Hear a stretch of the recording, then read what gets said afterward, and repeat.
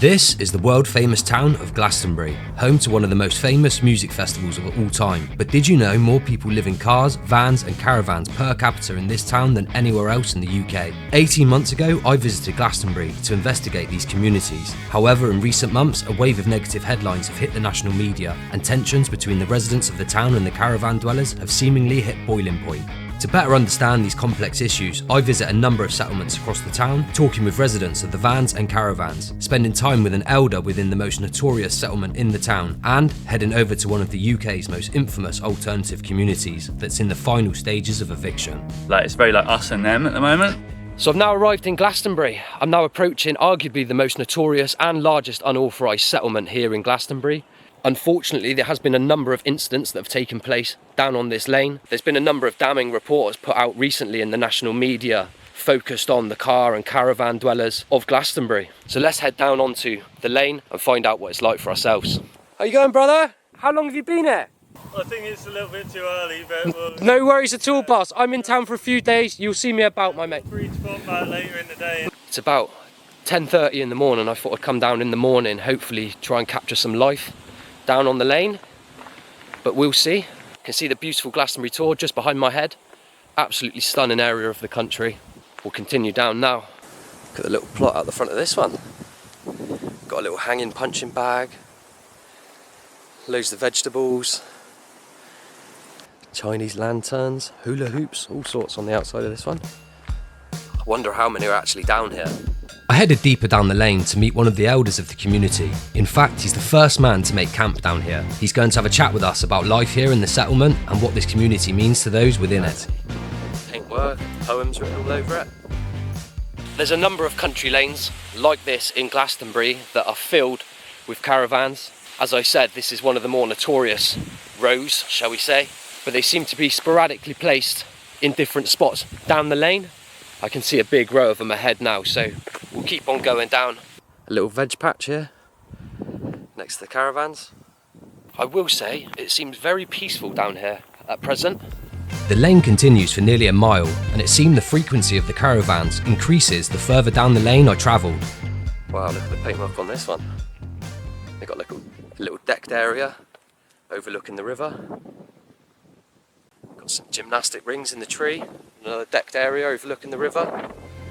I continued for around 20 minutes down the lane, passing caravan after caravan, some in good working order and others not so much, en route to the spot where I'd be meeting one of the elders of the community to give me a rundown of life on the lane.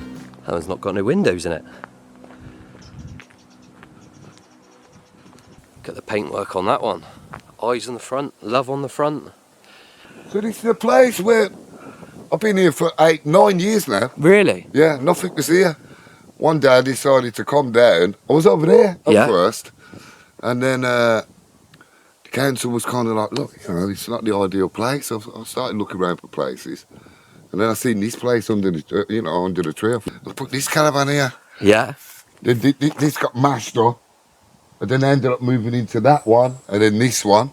So I've just been here ever since. But I've been growing my garden. It's suffered a bit now in the sun with the weather.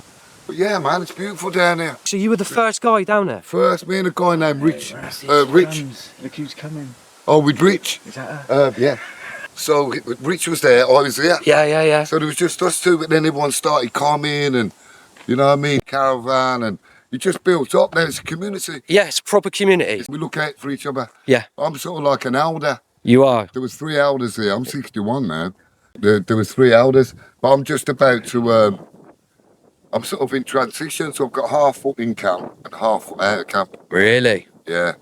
So it's a big transition period for me now. Goodness me, so you're looking to get off the drove then, are you? Oh, but still be here because it's such a beautiful place. It's got a bit of a bad reputation, but it's not as bad as people think it is. Quite a peaceful place. Yeah. And there's a lot of people here with love, a lot of people working here, a lot of people with art, great artists, musicians. Yeah. Normal people. It's a real mixed bag. But the last couple of years, it's become really close. Since after the COVID, really, because we all had to look out for each other. Yeah. And that's what really brought us together as a community. Oh, lovely. You know what I mean? So yeah, it's really good. It's good to be here. Yeah, definitely. Well, there's good people down here, mate. Everybody I've spoken to, give me the nod, give me the fist bump and stuff, Yeah, mate. oh, yeah. You might remember a few months ago, I introduced you to the sponsor of today's video, Level 8 Luggage. Well, over the last few months, I've been using my Level 8 luggage at every opportunity. From filming trips to adventures with the family, this luggage goes everywhere with me. Just look at the condition that both the suitcase and the backpack are still in. Even after so many trips, the set looks just as good as the day it arrived. Level 8 is truly built to last and withstand even the most heavy-handed luggage handler. But honestly, what I'm most impressed by is Level 8's user-friendly design. The suitcase comes with 4 high-quality 360-degree turning wheels, ensuring amazing balance that makes navigating even the busiest terminals a breeze. And the full-length handle adds to the design by giving you more control on those tight turns. And the backpack is fantastic. The quality, comfort and feel whilst carrying this bag is impressive. Even when it's packed to the brim. There's a number of zipped pockets to help with organisation, and the padded laptop carry case makes this bag perfect for far-flung adventures or for meetings in the city. This bag does it all. So head over to Level 8 today using the link in the description and use my code JOEFISH for an extra 10% off. Join the growing community of happy Level 8 customers around the world by clicking the link in the description and using code JOEFISH for an extra 10% off. So a massive thank you to Level 8 for sponsoring today's video. I love what you're doing. I love what you're doing. Bless you, brother. Yeah, I love it. Highlighting these communities to people out there. People ask questions they don't know, and people are like scared to just come in. Right? People fear what they don't know. They fear what they don't know. Yeah. Actually, when they come in to meet, it's super fun. We've been putting on events for children and music, the sound and food in the fields that the farmer allows us to do, and that's gave us more of a respect for the community. Yeah. For local people, because they see we do children. Yeah, definitely. You're trying to break down that barrier of them and us. There's only us. No, that's it. We're all one, aren't we? We're all Exactly, brother. So we want to put that out. And you know, as a Rasta man as well, when I first got here, I thought really, what I was really hoping was a community that wasn't based on alcohol and drugs. And, and really done really well to keep a lot of those things out. Yes. It's hard in society as it is, but it's a huge cross-section of society within these communities. And so, exactly. So you are going to have the odd drinker, or you're going to have it. Aren't you? But on the whole, everything's pretty good down there, I'd say, mate. I think so, yeah. And getting better. Good. Let's showcase what makes Glastonbury Glastonbury. That's beautiful. Thank you for your time today, my mate. Thank you, Joe. After the interview, I went further down the lane to see just how far the caravans continued for. And it seems the caravans and vans carried on for the entirety of the nearly mile-long track. As you can see, it's not just caravans. There's a tent there in the field. Everybody that I've come across so far down here has been so friendly and welcoming. It truly is a little community down here. Everyone seems to look out for each other. Yes, it might have a bit of a notorious reputation. There's so many people living down here. 1 or 2 bad apples and those headlines will just spread, won't they, you know? Well, that was one of the more notorious settlements here in Glastonbury, and what I found there was people just like me and you, really friendly, just trying to get on with their lives. Of course, I do totally understand how much of a difficult situation it is for both the residents of Glastonbury and the residents of the caravans and the vans. At the moment, there seems to be very much a system of them and us. As you can see, there are farms and farmhouses that surround the area in which that settlement lies. Another thing I will make a note of is just how much tidier the lane was compared to last time when I visited, over a year ago now. On the short drive back to town, I passed through another of the larger caravan settlements. This footage is sped up to double speed.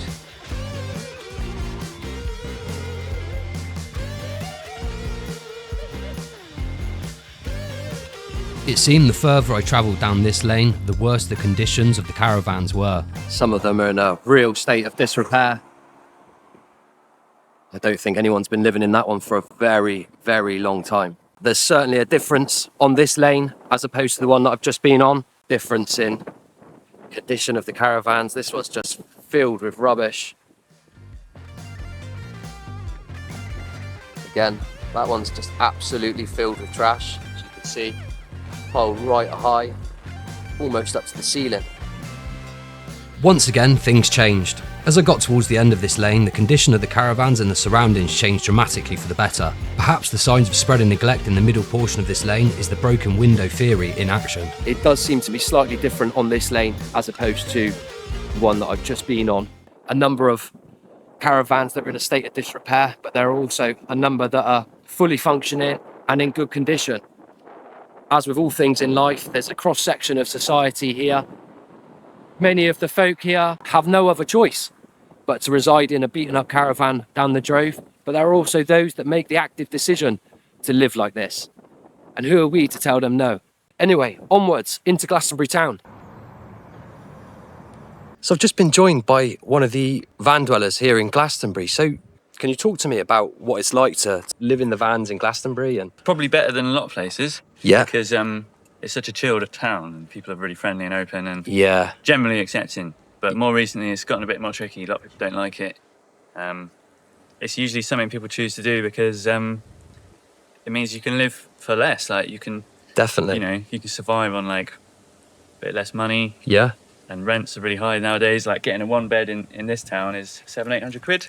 Wow. Maybe more than that per month. Really? Yeah, people congregate to Glastonbury because of the festival and the background. Travellers have always come to Glastonbury, actually. Exactly that, yeah. Thousands of years they've had pilgrims and travellers come into Glastonbury. So do you feel that the council should potentially look at placing meanwhile sites in and around Glastonbury? Yeah, I think it would help.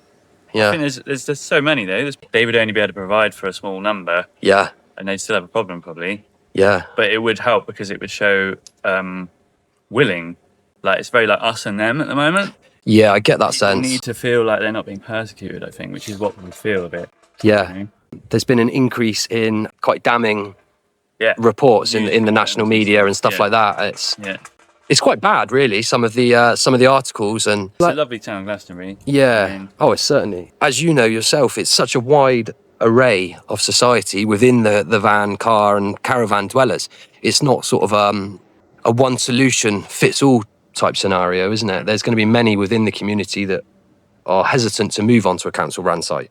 I would just say live and let live. Like a lot of people, like young people, don't have a lot of money. They can afford a van, and it's a way for them to be free and probably do what they want to do. Maybe most people actually, well, a lot of people actually do work. Yeah. People have this preconception that people live in caravans and stuff, they don't work. But people that do, it's a good thing. People should be allowed to like be free and make ends meet however they, choose to live. Yeah. Really. And I find it quite it's quite mean of the council in many ways and of people to like come down so hard on people. And it's usually only one or two bad apples who do the things that end up in the news stories that you hear about, and then they just repeat this thing like, oh, this one time this thing happened, so then that's how what people get branded as that for like everyone's doing these terrible things, but actually the truth is it's just one or two people who are a bit off the rails or whatever. And that could happen on any residential street in the country. You're going to have one or two on the street that are bad apples. Yeah. So how long have you been in Glastonbury for then? My parents lived here, and I was born in Glastonbury. Lived in London a little bit, but mostly here. Nice. Yeah. Nice. So you're staying in the van then to make sure that you can stay close to family and friends? I've got family here, so I'm probably better off than some people, but it's just, equipped with like a little cooker and a bed. Yeah, man. Everything you need in there. Well, thank you ever so much for having a little chat with me today, mate. I really appreciate it. And keep on watching the videos, my mate. Yeah. Thank you. I appreciate that, boss. What's going on in this country? Yeah. Bless you, bro. I hate to ask, but it helps tremendously when you like, comment and subscribe. By doing so, it lets YouTube know that you've enjoyed the video and it pushes it out to a wider audience. Of course, when I film content like this, I want it to go out to as wide an audience as possible. And with your help, we can do that. Thank you. As you can see, the caravans down this row are in a state of disrepair. I wonder if anybody's actually even living in those. You can see this one's got a massive crack in the side. Surely nobody's actually residing in those caravans. If they are, goodness me, I feel a bit sorry for them, to be honest. Please grow up, humans. See, this one's all been painted out in black and purple. A couple more down here. Last time there was quite a lot of rubbish about on the streets, but thus far it seems much better. Much cleaner. 99% of the caravans here are on their own without a car. I'm assuming getting down to the tip to dispose of waste is a huge issue. It almost seems that any sort of turn off of the main roads here in Glastonbury, you'll find rows of caravans. You can see the security fencing behind me. This time last year when I was down in Glastonbury, this was the site of one of the largest settlements within the town. It looks as if the residents here have all been evicted. I wonder if that explains the increase in numbers that we're seeing now on the streets of Glastonbury. As you can see, it's not all caravans. There's a range of vehicles that folk live in here in Glastonbury. Per capita, there's more people living in cars, vans and caravans in Glastonbury than anywhere else in the United Kingdom. As many of you know, Glastonbury has always been renowned for the alternative lifestyle and an alternative culture, and it's been a hotbed for travellers for thousands of years. So nothing's really changed. It's just the increase in numbers and the fact that now people come to Glastonbury and stay in Glastonbury. It's like the festival never ends. You can see the state of disrepair that this one's in. It's not even on wheels. I'm almost positive that last time I was here in Glastonbury, this caravan here had an eviction notice on the door. There's a load more caravans right ahead of me in an absolute state. So we'll head forward now and go and take a look. There's a small little settlement there. I think it's about 4 or 5 caravans tucked away in there with the vans out the front. And then ahead here, there's a caravan that's got no door, no front window. It's been absolutely battered. I think I found the caravan graveyard. Look at the state of that one behind me. And there's a number of them that continue down this lane as well. You can see them there in the background. It's just stacked with stuff, with trash. It's not even got a door on it, that one.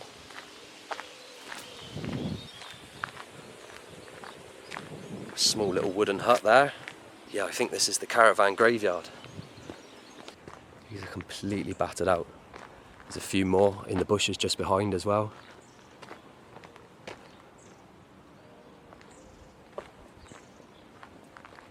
Again, absolutely battered, no windows. And then ahead it seems to be a bit of a settlement.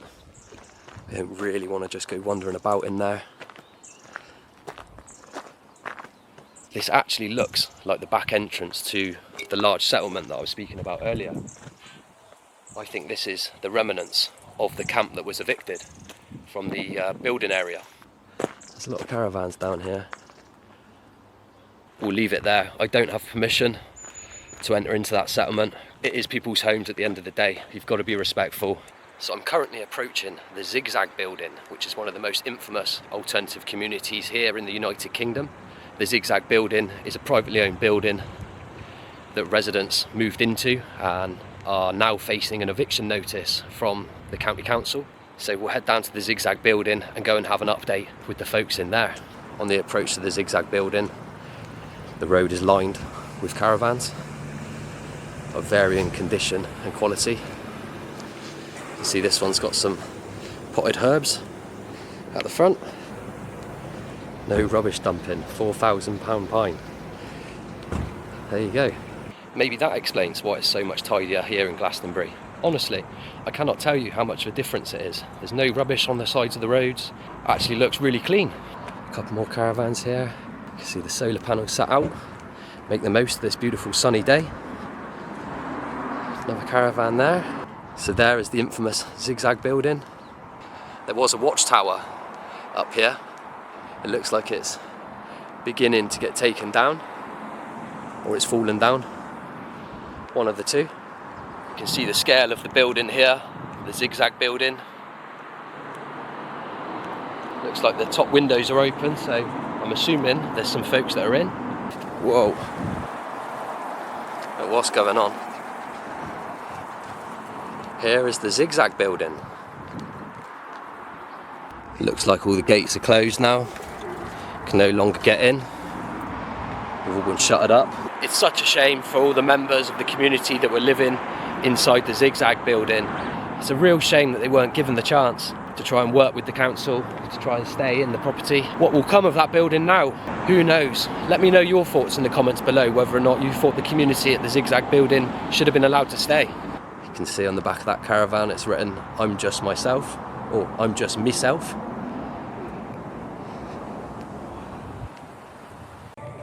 So now we're on the back of the Zigzag building. You can just see the scale of it, absolutely massive. I think I might have found a back entrance into the Zigzag, so we'll head over this bridge now and find out where it goes. Aha. You can see one of the domes for growing.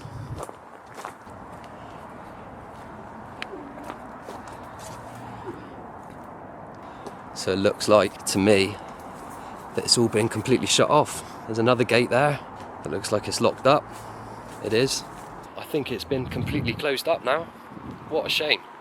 What a real shame. It just seems the path leads out into here, back out to the front of the Zigzag. I can't believe it. I didn't actually think that the folk inside the Zigzag building would be evicted. I thought that some way, somehow, they'd find a deal to be able to keep the folks living in there. Ultimately, that's just 20 or 30 more people that are now on the streets of Glastonbury. I'm now walking down one of the back lanes just off of the Zigzag building, and it looks like there's a number of alternative communities that have set up shop just down this lane as well. So we'll have a little wander around. Big circles cut out the side. Here's the entrance to one of the said communities. A load of bike tyres and various different vehicles within the yard. We'll continue down the lane. The last time I was down here, I met some fellas that were residing in the old coal yard, and I felt so sorry for them. I think they'd been to like 50 different spots over the course of the last 12 months just trying to find a home. As you can see here, it's another little spot. Load of greenhouses out the back. Big outbuilding with an old bus of some kind. Should we take a look? Whoa. Certainly quite a musky smell inside that lorry, that's for sure. Various different bits and bobs just left about. In fact, look, got a toilet there. If I was part of the town council, I'd be pushing for part of the budget to be used to purchase spots like this, abandoned yards and warehouses, to then set up meanwhile sites, council-run sites whereby the residents of the cars and the vans and the caravans here in Glastonbury can come onto a council-run site. Granted, there will be many within the communities that do not want to be on a council-run site. Part of the reason why they live this type of lifestyle is to be away from the norm, as it were. But I just think it could be a potential option. This is the site of the old coal yard where I met the lads that had been travelling the country just trying to find a home. I think they reported they'd been at 50 different spots around the country, and then they found themselves here in the coal yard behind me, and it seems as if, like many of the folks here in Glastonbury, they've also been evicted. But look at the size of that space behind me that could be used to house many of these residents that are now living in cars, vans, caravans, tents, you name it. You can see the state of the coal yard now. When I met the lads, it was completely spotless. That's a definite option for a council-run site, that spot there. But what do I know? I'm just a YouTuber. I'm now approaching Glastonbury Town Centre, which is one of my favourite town centres in the whole country. All of the shops within Glastonbury High Street are filled, and the place is absolutely thriving.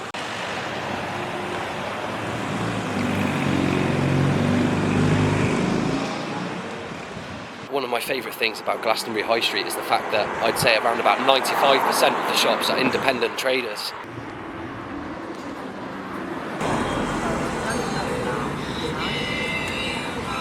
then I went up before, I made £77 that day.